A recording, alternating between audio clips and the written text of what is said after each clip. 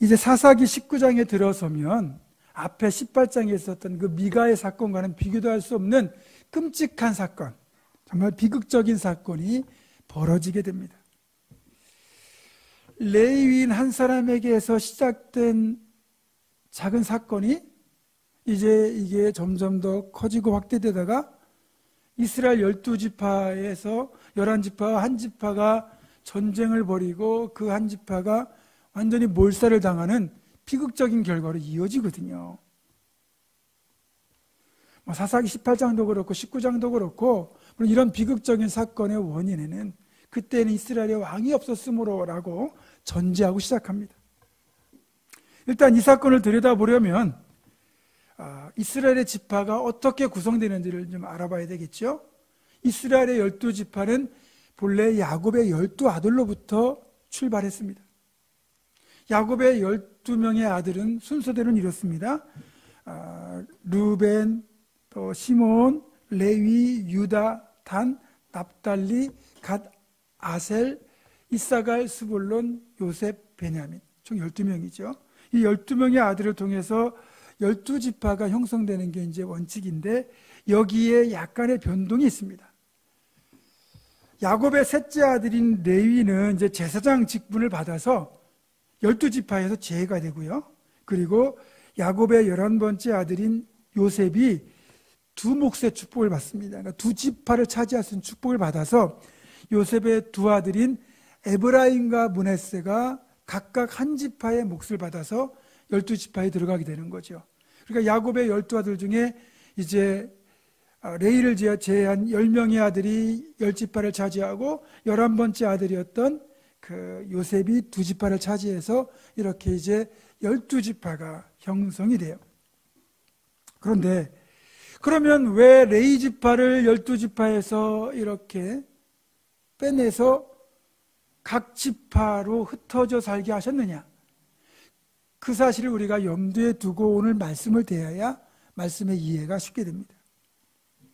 오늘 본문에 등장하는 이 레위인은 에브라임 산지에 살던 레위인입니다. 여호수아 21장 20절 21절을 보면 레위 사람인 그앗 자손 중에 남은 자들의 가족들 곧 그앗 자손에게는 제비 뽑아 에브라임 지파 중에서 그 성읍들을 주었으니 곧 살인자의 도피성 에브라임 산지 세겜과 그 목초지요. 이렇게 되어 있죠. 그러니까 이 레위인들이 레위 지파가 이제 12지파에 다 흩어져 살지만 그 중에서 이 에브라임 산지에 또 자기들의 어떤 기업을 살 수 있는 터전을 그렇게 분배받은 레위인들도 있었다는 거예요.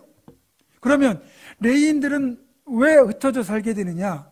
하나님의 계획은 그거예요. 레위인들은 이제 이스라엘의 제사장 역할을 하는 영적 리더십을 맡은 지파잖아요. 그러면 자기들이 흩어져 살던 그 지파에서 하나님의 말씀을 바르게 가르치고 또 그것들을 실천함으로써 자기가 살고 있는 그 지역, 지파의 신앙을 책임지라는 의미로 그렇게 흩어져 살게 하신 거예요. 그러면 지금 에브라임 산지에 살고 있는 이 레위인은 에브라임 산지에 살고 있는 에브라임 지파 주민들의 신앙을 책임져야 되는 사람이라는 거죠. 그런데 지금 이 사람이 어떻게 하고 있습니까? 그곳에서 멀리 떨어진 베들레헴에서 첩을 취했다고 되어 있어요. 첩을 취할 수는 있습니다. 그 당시 관습에 보면. 그렇지만 레위인은 신앙적인 면만 아니라 도덕 윤리적인 측면에서도 본이 되어야 될 사람이거든요. 그런데 신앙의 어떤 본이 되어야 될 레위인이 첩을 취하고 있으니 에브라임 산지의 신앙이 어떻겠습니까? 제대로 안 서겠죠. 그래서 앞에 에브라임 산지에서는 미가가 자기 맘대로 우상도 만들고 신당도 만들고 제사장도 세우는 그런 영적 타락이 일어나지 않았습니까? 제사장이 제대로 못 서니까 그 인근의 이스라엘 백성들의 신앙이 다 무너지고 있는 거예요. 게다가 이 레위인이 첩을 취했는데 본문에 의하면 이 첩도 또 행음하여서 친정으로 돌아가게 되었다고 그렇게 되어 있습니다. 그러니까 완전히 신앙이 무너지고 도덕이 무너지는 일이 이미 이스라엘 전역에 일어나고 있던 거죠. 이걸 보면 우리가 이 레인의 역할을 통해서 우리가 어떤 삶을 살아야 되는지를 들여다볼 수 있게 되는 거거든요. 왜냐하면 우리가 이 시대의 레인이거든요. 자, 이렇게 에브라임 산지에서는 레인이 제대로 못 사니까 이제 에브라임 산지의 신앙이 무너졌고, 이거는 에브라임 산지에 사는 레인만 그런 게 아니라 유다 베들레헴에서 이곳까지 온 레위 청년도 미가가 자기 집의 제사장을 맡아달라고 그러니까 아무런 고민 없이 그 우상 숭배를 하는 그 집의 제사장 역할을 받아들이잖아요. 그러니까 이스라엘 전역의 레위인들 전체가 다 사실은 신앙 전수에도 실패했고 그렇게 본이 되는 삶을 살아내지 못했다는 반증이기도 합니다. 거듭 말씀드리지만 이 사사기 후반부에 나오는 그때는 이스라엘의 왕이 없었으므로 이스라엘 백성들이 각자 소견에 옳은 대로 행하였더라라고 하는 이 표현은 이런 배경에서 나온 것이고, 영적 지도자가 없는 상황 혹은 있다고 하더라도 그 지도자가 제 역할을 하지 못할 때 어떤 일이 벌어지는가를 사사기 18장, 19장, 20장은 우리에게 보여주고 있는 거예요. 이런 일이 벌어지게 된 근본적인 배경은 신앙의 전수에 실패했기 때문이에요. 여호수아 2장 10절을 보면 이렇게 되어 있습니다. 그 세대의 사람도 다 그 조상들에게로 돌아갔고 그 후에 일어난 다른 세대는 여호와를 알지 못하며 여호와께서 이스라엘을 위하여 행하신 일도 알지 못하였더라. 하나님을 알지 못하는 전혀 다른 세대로 그렇게 신앙의 전수가 끊겼기 때문에 결국 이런 영적 타락, 영적 혼란이 이스라엘 전역에 만연하게 된 거죠. 그러면 오늘 사사기 19장 사건을 조목조목 짚어보도록 하겠습니다. 자, 이 사사기 19장은 이제 에브라임 산지에 사는 레위인이 유다 베들레헴에서 첩을 취한 것으로 이야기를 시작해요. 성경은 기본적으로 일부 일처제를 가장 바람직한 가정의 모습으로 제시합니다. 한 명의 남자에게 여러 명의 아내가 필요했다면 하나님이 아담에게 하와를 여러 명 만들어 주셨을 거예요. 그렇죠? 그렇지만 아담에게 하와 한 사람만 만들어 주셨잖아요. 그것은 한 남자와 한 여자가 가정을 이루라는 섭리예요. 창세기 2장 22절로부터 24절을 보면 이렇게 되어 있거든요. 여호와 하나님이 아담에게서 취하신 그 갈빗대로 여자를 만드시고 그를 아담에게로 이끌어 오시니 아담이 이르되 이는 내 뼈 중에 뼈요 살 중에 살이라. 이것을 남자에게서 취하였은즉 여자라 부르리라 하니라. 이러므로 남자가 부모를 떠나 그의 아내와 합하여 둘이 한 몸을 이룰지로다. 둘이 한 몸을 이루는 거니까 둘이 가정을 이루는 거죠. 그리고 이 말씀을 근거로 예수님이 언급하신 결혼의 원칙 역시 복음서에 나와 있습니다. 마태복음 19장 4절과 5절을 보면 이렇게 되어 있어요. 예수께서 대답하여 이르시되 사람을 지으신 이가 본래 그들을 남자와 여자로 지으시고 말씀하시기를 그러므로 사람이 그 부모를 떠나서 아내에게 합하여 그 둘이 한 몸이 될지니라 하신 것을 잊지 못하였느냐. 주님이 일부 일처제가 가장 아름다운 가정이고 하나님께서 세우신 원칙임을 다시 확인해 주신 거예요. 이렇게 일부일처제가 하나님이 세우신 가정의 원칙이지만 우리 고대 우리 몇십 년 전까지만 해도 일부 다처제가 어찌 보면 용인되는 그런 상황 아니었습니까? 이것은 사실 성경적으로도 성경에도 일부 다처가 많이 나오는데 이건 용인상, 이것은 권장사항이 아니고 그저 묵인해주는 그런 용인 상황이다 이렇게 보셔야 돼요. 고대에 보면 왕들이나 부자 권력자들 자신들이 가진 부와 권력을 이용해서 여러 명의 아내를 두었습니다. 솔로몬 같은 경우는 1000명까지 두었다고 하잖아요. 이건 바람직한 일도 아니고 행복할 것도 아니에요. 그리고 우리가 좀 변명을 하자면 왕들의 경우 그 왕위를 이을 후사를 얻기 위하여 여러 명의 아내를 두기도 했고 또 정략적인 결혼을 통해 가지고 좀 왕국을 좀 공고히 하고 자는 경우도 있죠. 그래서 다른 나라의 공주와 결혼해서 그렇게 그 나라와 이제 좋은 관계를 만들려는 목적도 있었지만 사실 그 안에 들어가 보면 탐욕에서 비롯된 행위가 바로 일부 다처입니다. 그리고 이제 이런 경우도 있습니다. 고대에는 워낙 전쟁이 이제 자주 발발하다 보니까 가정을 가진 남자들이 전쟁터에서 많이 죽었어요. 그러면 남겨진 아내와 자식들은 완전히 그 신분이나 상황이 밑바닥으로 추락합니다. 그래서 이렇게 남겨진 과부나 고아들을 거두기 위하여 그렇게 이제 미망인이 된 이런 과부들을 다시 첩으로 들여서 그렇게 그들을 보살피라는 그런 배려도 그 당시에는 있었습니다. 마지막으로 우리나라에도 이제 있던 그런 상황인데, 본처가 대를 이을 아들을 낳지 못할 경우에 대를 잇겠다는 욕심으로 첩을 취해서 그렇게 대를 잇는 경우가 있었죠. 아브라함 같은 경우도 하갈을 첩으로 취해서 그렇게 대를 이으려고 했었고, 우리가 좋아하는 기도의 여인 한나 같은 경우도 자신이 결혼해서 오랫동안 아이를 낳지 못하니까 결국 남편인 엘가나가 분인나라는 여자를 첩으로 취해서 그렇게 자식들을 낳잖아요. 이런 상황들을 우리가 감안해 본다면 레인이 첩을 취한 것 자체를 당시 관습에 비추어 볼 때 크게 문제 삼을 이유는 없어요.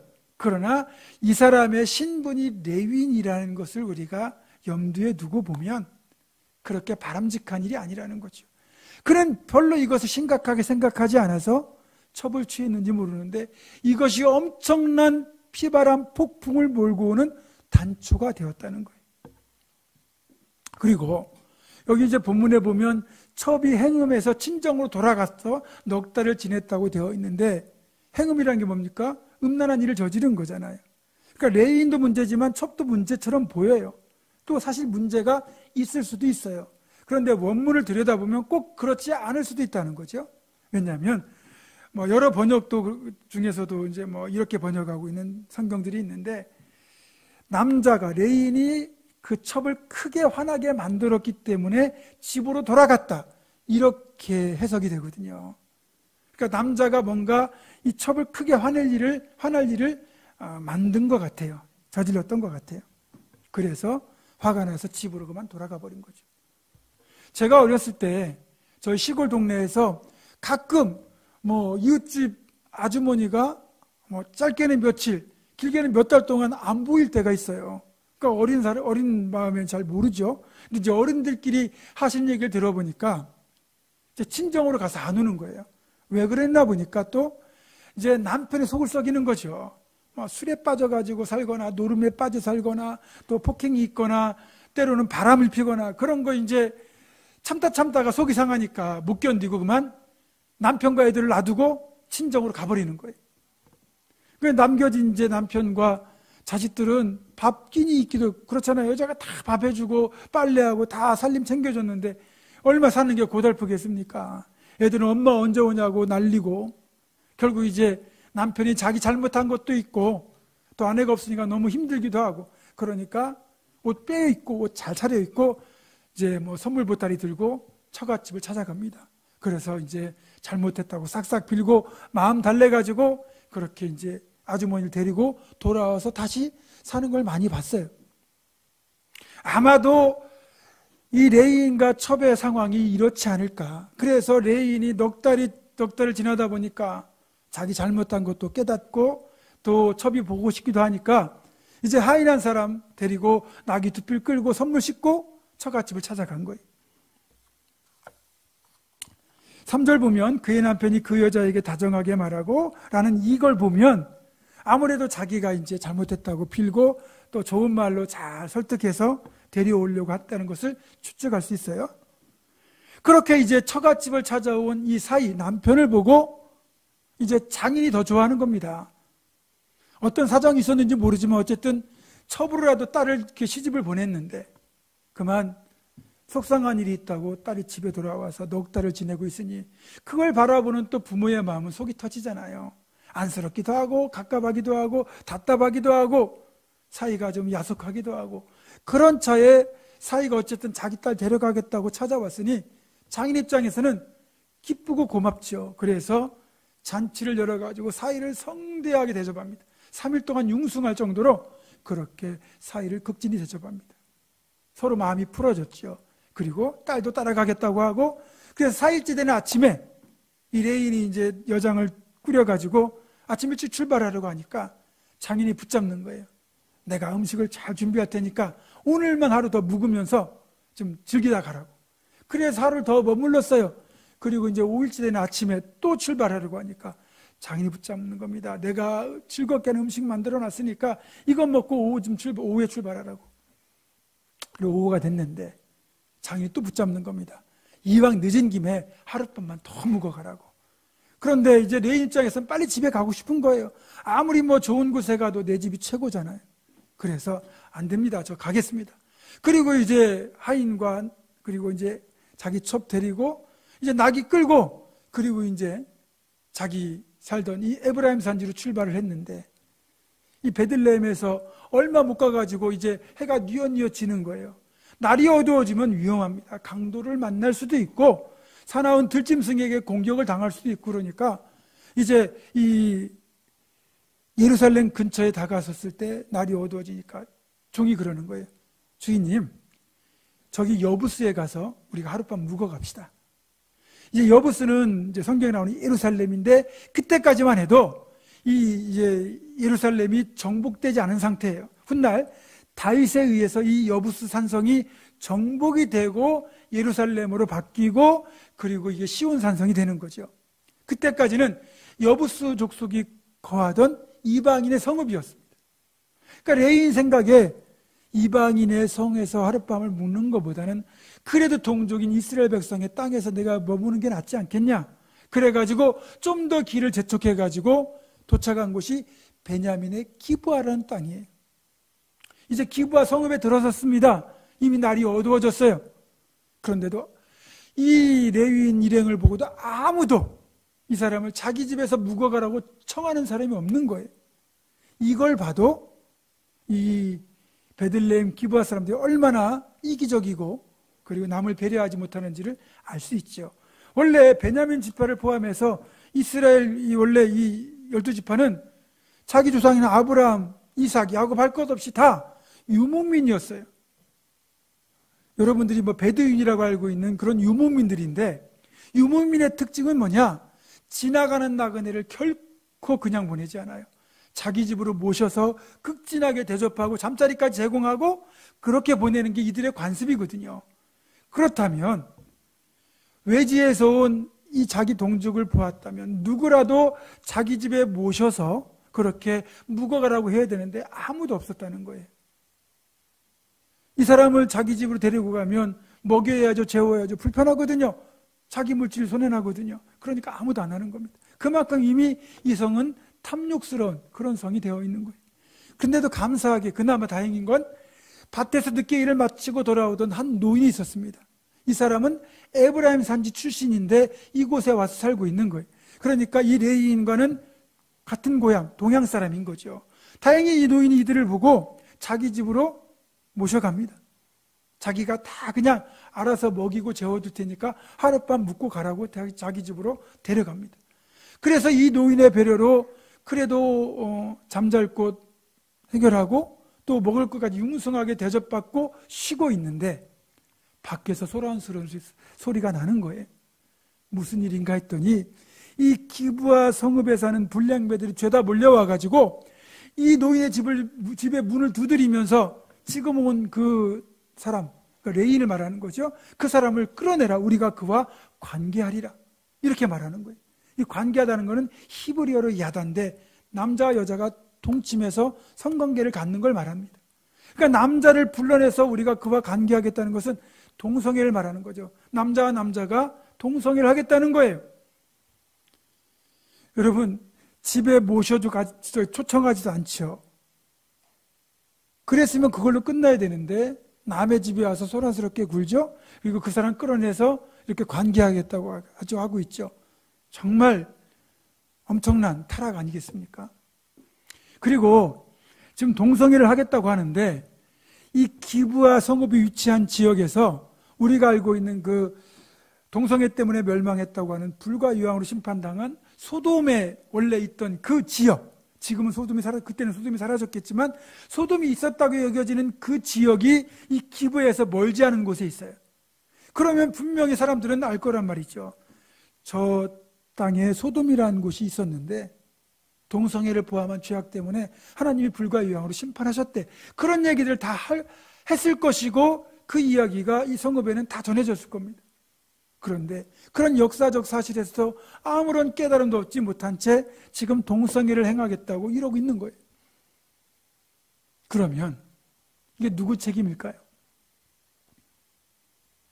이 레인이 지금 시작한 일 때문에 이렇게 벌어진 거지만 이 베냐민 기브아를 책임지고 있는 또 레인이 있을 거 아닙니까? 그렇죠? 여기에도 살고 있는 레인이 있을 텐데 이 레인이 베냐민 기브아 사람들의 영적인 면을 전혀 그렇게 지도하지 못했다는 결론이 나옵니다. 이들이 소란 앞에서 노인네가 문을 열고 나가서 이들을 말립니다. 내 형제들아, 이 같은 악행을 저지르지 말라. 이 사람이 내 집에 들어왔으니 이런 망령된 일을 행하지 말라. 그렇게 노인의 권위와 또 당부로 이들을 설득하지만 이들은 아랑곳하지 않습니다. 계속해서 소동을 멈추지 않으니까 이 노인이 하는 말이 이겁니다. 여기 내 처녀딸과 이 사람의 첩이 있으니 내가 그들을 끌어낼 것이다. 그러면 너희가 마음대로 해라. 다만 이 레인에게만은 이런 망령된 일을 하지 말라. 여러분, 이런 상황이 납득이 되십니까? 이 노인의 제안이 여러분 이해가 되십니까? 만약에 우리가 저녁에 TV 드라마나 실제 있었던 일을 재현하는 상황으로 만약에 이걸 본다면 특히 여자분들 분노하지 않으시겠어요? 나그네 한 사람 보호하겠다고 자기 처녀딸을 내주고 나그네의 첩을 내줄 테니까 니들 마음대로 하라고 그렇게 한다는 게 여러분 이게 있을 법한 일이겠습니까? 남자를 보호하기 위해서 얼마든지 여자를 희생시킬 수 있다는 이런 생각은 어디서 나온 건지 도무지 이해가 되지 않으시죠? 지금으로 보면 천인공노할 일인데 그 당시는 그랬습니다. 당시는 철저한 가부장제의 사회였고 여자라는 존재는 철저히 남자의 부속물 내지는 재산으로 여겨지던 시대입니다. 본문은 그런 시대적 상황을 그대로 드러내고 있습니다. 그리고 어떤 일이 있어도 여자를 보호해야 돼. 자기 여자잖아요. 레인조차 자기 살겠다고 레인 여자를 그 첩을 끌어내서 밖으로 밀어냈다고 되어 있습니다. 여자가 내가 나가서 해결하고 올게요 했겠습니까? 여자도 나가면 어떤 일을 당할지 뻔히 아는데 나가려고 했겠습니까? 그러니까 강제로 이 여자를 끌어서 밖으로 내친 겁니다. 버림받은 거죠. 그렇게 이제 이 레인의 첩이 밖으로 내던져지게 되니까 이 불량배들이 이 여자를 끌고 여기저기 다니면서 밤새도록 능욕하고 폭행하다가 새벽녘이 되어서야 놓아줍니다. 레인의 첩은 그렇게 밤새도록 불량배들에게 시달리다가 새벽녘이 되어서야 풀려났고 만신창이가 된 몸을 이끌고 자기가 묵던 그 집 문 앞에 이르러서 문지방을 붙잡고 엎드려집니다. 그리고는 아무런 보살핌이나 돌봄도 받지 못한 채 그대로 죽게 돼요. 이 이야기는 이제 다음 주에 보길 텐데 여러분 아무리 시대가 그렇다 하더라도 사실 있어서는 안 될 일이 일어난 거잖아요. 그런 한 여성의 끔찍한 죽음으로 귀결될 이런 비극이 왜 일어났을까요? 다시 말씀드리지만 그때는 이스라엘에 왕이 없었기 때문에 그렇다 그렇게 되어 있습니다. 여기서 왕이 누굴까요? 다윗 같은 솔로몬 같은 왕을 말하는 걸까요? 그렇지 않습니다. 이스라엘은 본래 하나님이 왕이 되셔서 하나님이 다스리시는 신정 국가입니다. 그러니까 하나님이 그때 이스라엘에 안 계셨다. 사실 하나님이 안 계시려고 안 계신 게 아니라 이스라엘 백성들이 하나님을 왕으로 모시지 않은 거죠. 내 삶에 하나님을 나의 주관자로 모시기를 거부한 겁니다. 하나님이 버림받은 시대예요.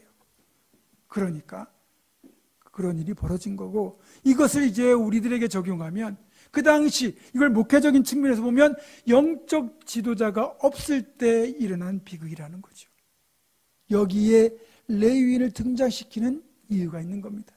레위인은 하나님의 말씀과 제사를 포함하여 공동체의 영적인 측면을 책임지는 영적 지도자예요. 오늘날로 말하면 목회자 같은 사람인 거죠. 좀 더 확장하면 오늘날의 신앙인을 말하는 겁니다.